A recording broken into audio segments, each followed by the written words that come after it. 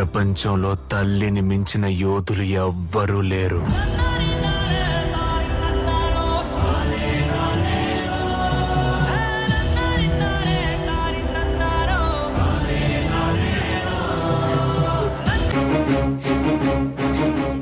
శివ,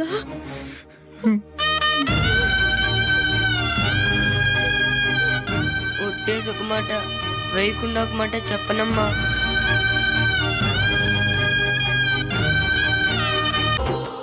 వంద దేవుళ్ళే కలిసొచ్చిన అమ్మా నీలాగా చూడలేరమ్మా. కోట్ల సంపదే అందించిన నువ్విచ్చే ప్రేమే దొరకదమ్మా. Happy Mother's Day to all my dear mothers.